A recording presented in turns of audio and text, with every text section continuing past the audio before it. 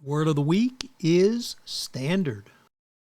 Welcome to Kenneth O'Neill's Word of the Week.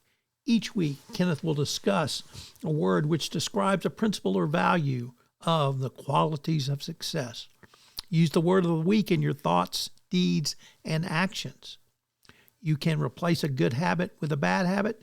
You can use it as an action step. Kenneth O'Neill will bring you a word of the week each week, and it will help you to improve your life, your relationships, your professional career, and your overall well-being. I know you'll enjoy Word of the Week with Kenneth O'Neill. Kenneth O'Neill is a certified Zig Ziglar trainer and the head of O'Neill Consulting in Kerrville, Texas. And now, Kenneth O'Neill with this week's word, standard. And the word this week is standard. Okay. I'm sure you're going to let us know what that means. I am. And we've got a couple of different themes or pathways that we can go. How is that possible? It's possible because I make it up.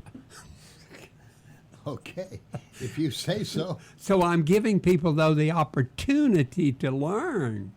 Okay. So let's look at this. It's a reflection of your integrity, your discipline, your commitment to excellence, and it's a level of quality, of principle, and expectation. So your standard. And it's used as a measure of your conduct or your achievement. Now, it represents, what do you stand for, Rick? What do you stand for? And what can about others... 5'10". 5'10", okay. What you stand for in your beliefs and what other people can expect from you. Uh-huh. Okay, so you set a standard. The word comes from, we love to go back into history. Where did this word come from? It comes from the French, meaning military banner or a flag. Standard, a standard. And I'm going to cover this for you because you're looking at me with quizzical eyes. And so a banner or a flag. And the old German, which was really the root word, meant to stand, to stand. So here we have a banner or a flag standing, all right? So the idea was a flag standing upright as a rallying point for soldiers. All right? So think about that's where it originally came from. And by the late Middle Ages, which I think the late Middle Ages would be 1300 to 1500 or something like that. Do you need to cover that noise? No, you're okay. All right. So then it became, at that time, to mean a model or a rule that we should follow. And finally it came down to where it was a measure of quality or principle.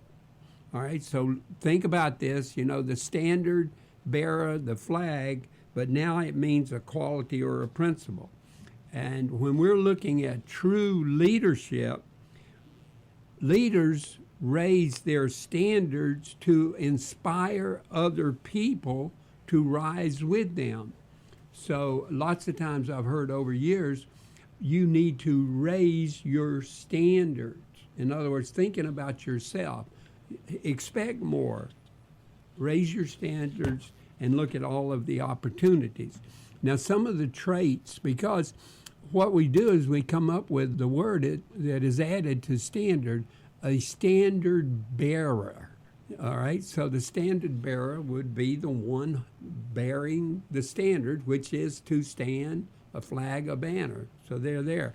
So the common trait, A human flagpole. Right, that's kind of, okay. Let's look at it like that. So we get, so it's the courage to hold the standard high, even if you're under attack.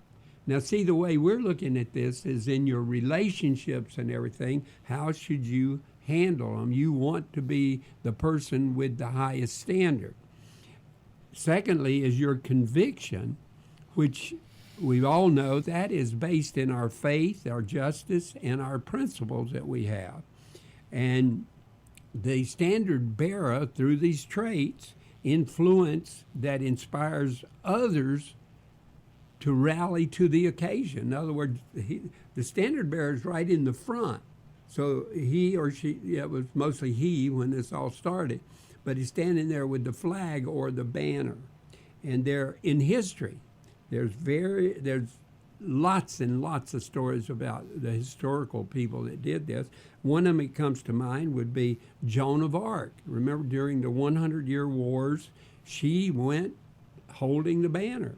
Then you've got Martin Luther King. He was the standard bearer for civil rights movement. And then, of course, my good buddy, George Washington, American Revolutionary War, President of the United States. So he was the standard of the banner of character. All right? So we're coming there. And so lessons or examples, you live by the standard you set, and it is your most powerful weapon, is that standard. And we want to raise moral standards to transfer a nation of people, and the standard that we're looking for, who is carrying this standard or being the standard bearer for responsibility. You know, we always say you're responsible for your actions. You got to take, because you will suffer through your standards and your actions, you will suffer the consequences. Now, a heavy positive view of all of this is to look, the standard is the fairness. It has to do with quality and consistency. Now, to bring this down to a practical standpoint, we have safety standards.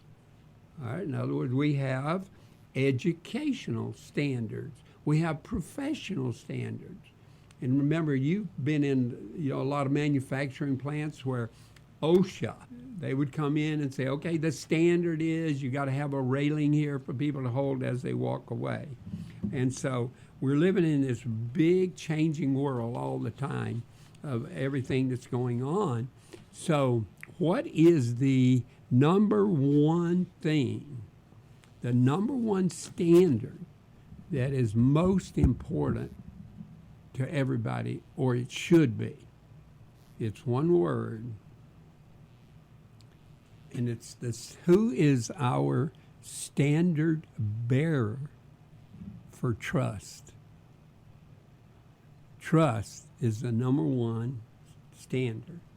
So who in this world we live in, and we're talking about, right at the moment, I'm not talking about an individual.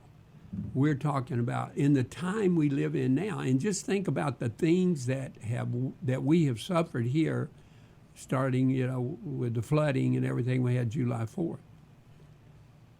Who are the people, the institutions that stepped up in trust, that we trust? First responders. We look upon any kind of emergency services, the police, the law enforcement, trust. We trust those people. They are national surveys, worldwide surveys. They're the highest ranked institutions in terms of trust at a community level. In our community, we should support them. We should give them hope and encouragement. But what do? We also hold them accountable. We give them high respect and trust. And another one that has come out, did you know a very high trust level goes to local small business owners? Oh, sure. We go into, you go into Napa over here, and they, you trust them. They say, oh, you really need this part. All right. And then thirdly, the military. We always hold the military up. So first responders, and then probably one of the institutions that we really hold dear is any of our health care things. So I want to end up on this standard of bringing you the trust and respect we got, but the greatest, when you're talking about trust and the standard bearer would be George Washington. And when he resigned his commission in 1783, the trust level that he created, because he took trust as a principle over any power that he could ever have. So I'm going to end with this great little story, is that, and this is true because I did this.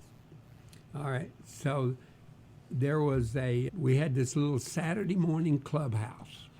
There were 8 or 10 of us little boys. We were 7, 8, 9, 10 years old. And we'd meet, and so when we did the first meeting, we built this lopsided tree house. And we got up there and we said, okay, we got to have some standards, some guidelines. And we said, we want you to say what you mean, what you say, but don't say it mean. And if we can live that out, that is an illustration of the standard of effective communication. There you have it, ladies and gentlemen. Standards, set them high. Okay, I thought maybe you were going to go into a building inspector for your treehouse, but that didn't happen, okay? Ladies and gentlemen, Kenneth O'Neill. If you'd like to chat with him, it's merger@windstream.net, or you can call him and set up an appointment and just chat. Yeah, by 830-285-7010. And you know what? Since today's a brand new season, we're looking at fall. So I have a special offer, is that when they call, if they have a business, I'll give them a free business assessment. Okay. Free business assessment. Just call and say, hey, can I have one of those free business? And that way we can talk about their business, and we can talk about growth, and we can talk about the standards that they have in their business. Okay. Hey, thank you very much. You're quite welcome. It's every Monday, ladies and gentlemen, right here on Encore. This is Tom Fox. I'm a co-founder of the Texas Hill Country Podcast Network. If you've enjoyed this podcast and you would like to talk to us about getting your own podcast on the Texas Hill Country Podcast Network, we'd love to talk to you. So you can reach us at our website, through our website, the Texas Hill Country Podcast Network. Word of the Week with Kenneth O'Neill is our latest podcast, and we will present Kenneth's word each week going forward. They will be insightful, they will be useful, they will be important, and can be a significant increase of all aspects of your life going forward. I hope you'll subscribe, rate, and review this podcast wherever great podcasts are listened to. This is Tom Fox. Thank you so much for listening.